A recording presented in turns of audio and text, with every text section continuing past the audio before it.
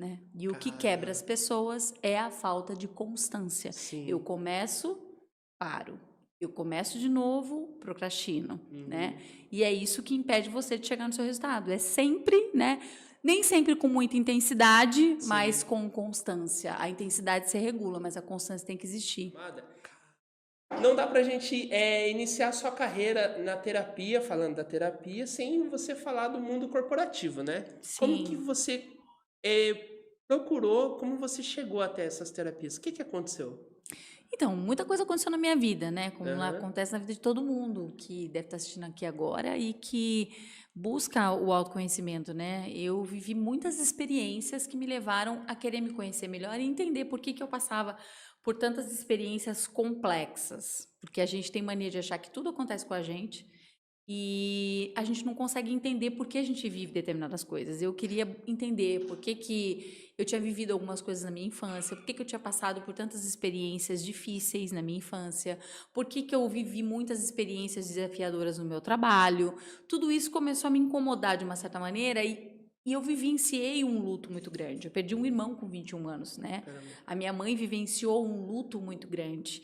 E na busca de conseguir um tratamento para minha mãe, para que ela pudesse sair daquele processo onde ela realmente estava afundada numa depressão profunda, separação, ela e meu pai, falecimento do meu irmão, depois eu fui casada, me separei, então muitas coisas aconteciam ali ao mesmo tempo, e eu acabei, de alguma maneira, fazendo essa busca por um autoconhecimento da minha vida, entender tudo isso, ressignificar tudo isso para minha vida. E nesse processo eu acabei também tendo uma ascensão profissional e trabalhava no mercado corporativo e tinha ali, né, o meu sucesso trabalhando naquilo que eu trabalhava, que era com pessoas, Sim. porque isso era um pouco já do meu talento. Uhum. Gostava de pessoas, eu gostava de lidar com gente, eu gostava de falar, de ouvir, de compreender, de ter um tato. Eu tinha uma leitura sobre as pessoas de uma forma muito límbica. Eu entrava no processo límbico das pessoas com muita facilidade.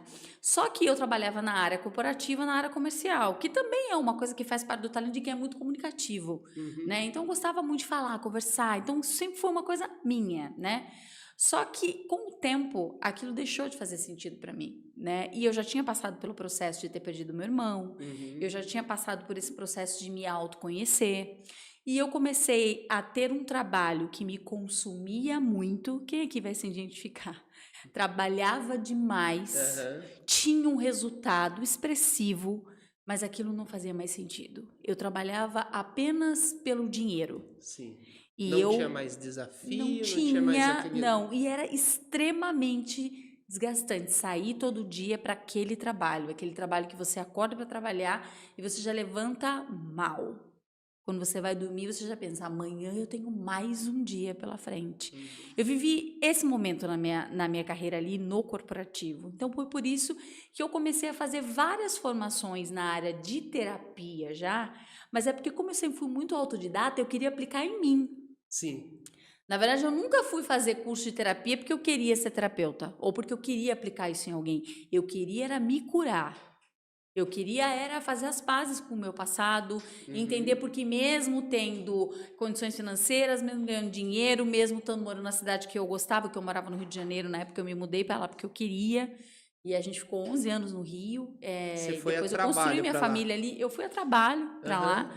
e eu Sim. gostava de morar lá, eu sempre adorei morar no Rio, meus filhos são cariocas, a gente morou ali um certo tempo, e eu queria entender por que tudo aquilo ainda não era suficiente, era uma insatisfação muito grande. E eu trabalhava com pessoas, eu estava num meio onde eu tinha um certo reconhecimento, só que faltava algo, entende? Eu acho que é o que todo mundo que busca propósito, né?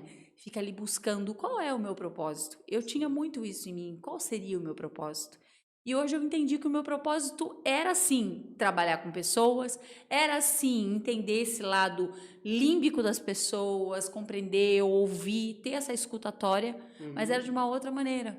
Mas eu descobri isso no meu caminho, me curando, me ouvindo, me conhecendo, me reconhecendo. Foi assim que eu entrei na área de terapia e comecei a me curar, aplicar em mim, fazer as formações para mim. Então, gente, eu sei que funciona porque eu apliquei na minha vida. E foi esse processo seu de cura interna, foi doloroso, Wendy? Muito, Foi doloroso nesse muito. primeiro momento? Eu acho que quando a gente pensa em autoconhecimento, e eu vejo muito disso, porque nem tudo é para todo mundo, quando eu estou fazendo um atendimento, ou quando eu recebo alguém no meu consultório, quando as pessoas estão comigo ali no set de consultório, eu vejo que o mais difícil é as pessoas entenderem que o processo de se autoconhecer, lidar com a verdade da sua vida, ele não é um processo fácil, mas é simples. Porque é só você olhar para a verdade. As pessoas me procuram e falam assim: eu quero salvar meu casamento. Eu falo: tudo bem, mas você quer salvar, o seu marido também quer? Porque muitas vezes eu vejo uma pessoa dentro de um relacionamento extremamente abusivo, onde não existe a menor condições de resgate, a pessoa sofre desde a agressão psicológica à agressão física. E ela quer salvar o relacionamento sozinha, porque aquela pessoa não está disposta a salvar. Aquela pessoa está disposta apenas a continuar sendo o que ela já é. Sim. Então, se você não olhar para aquilo que está acontecendo dentro da sua relação, você não vai conseguir lidar com ela de verdade para transformar. Então, é muito doloroso. Porém, não é uma regra. Cada um lida com a experiência vivida de forma diferente. Você pega pessoas, às vezes, com vidas extremamente difíceis, desafiadoras, e que transformaram isso num potencial enorme, Sim. venceram na vida e são pessoas extremamente bem-sucedidas e prósperas no que fazem. Quando eu falo de prosperidade, gente, estou falando de prosperidade genuína mesmo. Não estou falando só sobre dinheiro, eu estou falando sobre qualidade de vida, sobre qualidade emocional. E tem pessoas, às vezes, que tiveram experiências não tão dificultosas na infância, mas que transformaram aquilo numa dificuldade imensa e que até hoje acham que são vítimas daquilo. A percepção muda o jogo da tua vida, completamente. E entendam, eu não estou dizendo que um abuso é pior do que uma rejeição de pai, do que... Não. Quando você tem um trauma, o seu trauma, para você, ele é único. Ele é tão dolorido quanto qualquer outro. Então, eu tenho que estar muito neutra como terapeuta para eu olhar para as pessoas que estão à minha frente e nunca incapacitar aquela pessoa de ser curada e nunca invalidar o problema dela por menor que eu possa achar que é para ressignificar. Para ela, dói. Se dói para ela, é traumático. E eu tenho que respeitar o trauma de cada um. Cada um sente de um jeito.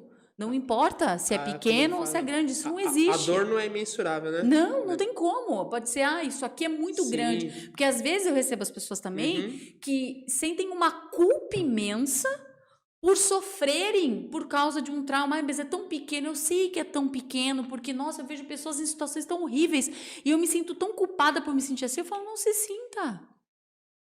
Culpa não existe. O que existe é responsabilidade. Vamos retirar a sua responsabilidade de continuar se culpando por causa disso. Você tem o direito de sentir, mas a gente pode mudar como você sente. A gente pode mudar como você percebe isso, né? Porque para a gente ter inteligência emocional de mudar isso, a gente tem que trazer a nossa inteligência racional. Vamos olhar para isso aqui? Por que você ainda percebe isso desse jeito? Quando você está aqui no excesso do passado, você está muito neurótico. É uma mente extremamente neurótica, criando muitas situações parecidas na cabeça. O medo de viver aquilo de novo, ou ser vítima daquilo, de alguém que te roubou, de alguém que te fez algum mal, de alguém que te lesou, de alguém que te traiu.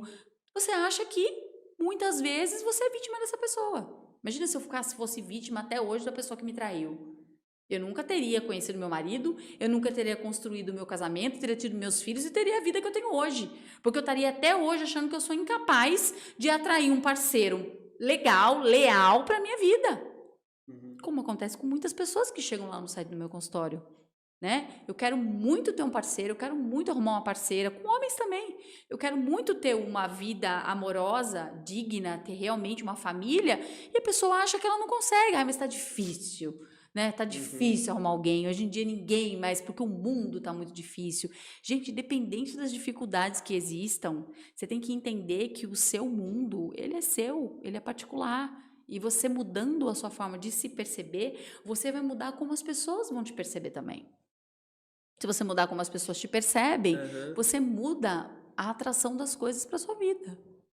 Mas primeiro eu tenho que, tipo, me enxergar É sempre você. sempre É parte. sempre você. Você é o epicentro do seu mundo. Se você não transformar como você percebe você mesmo, dentro do trauma que você viveu, dentro da infância que você teve, dentro da escassez que você viveu, você não vai transformar a sua vida. Fatores externos, eles simplesmente existem para justificar o que existe dentro de você.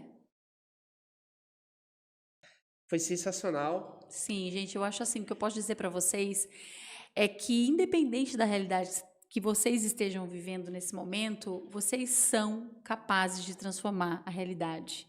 Você cria a realidade, quer você acredite nisso ou não. Você é o criador da sua realidade. Então, 2024 depende da sua percepção, depende de como você vê os eventos que você já viveu, a interpretação que você dá a isso. E se você der uma interpretação de ressignificado para isso, ressignifique sua vida. Olhe para a tua vida com um olhar acolhedor. Tudo que você viveu te trouxe até aqui. E tudo que te trouxe até aqui é a sua história. Ela não existe para que você se envergonhe, ela não existe para que você se sinta menor, ela não existe para você achar que a vida do outro é melhor do que a sua. Ela existe para que você tenha um programa. Se esse programa cooperou ou não cooperou, ele vai cooperar se você olhar para essa programação como algo que sim representa algo sobre você.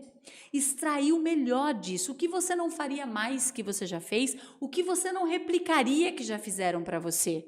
Valores e princípios são formados das nossas memórias. Se você tiver valores e princípios e você aplicar isso na tua vida hoje, prática, você consegue transformar a tua vida em 2024. Não fique se influenciando pelo que as pessoas pensam sobre você. Invista numa personalidade que coopere com a realidade que você quer viver. Confie que você pode ser o agente causal da tua vida e, principalmente, confie que você é capaz de ter uma personalidade que coopera com a vida que você quer viver. Você não é o que as pessoas pensam de você. Você é aquilo que você acredita ser.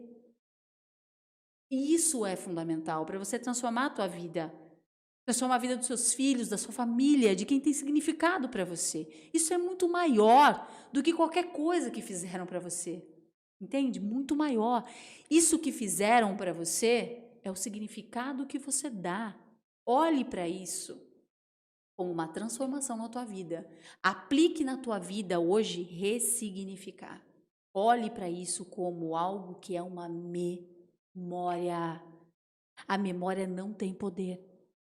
O que tem poder é a energia que você coloca nisso. Coloque energia de transformação, de ressignificado. Crie um holograma sobre você. Se permita se visualizar, se sentir na realidade que você quer viver. Porque é possível, totalmente possível.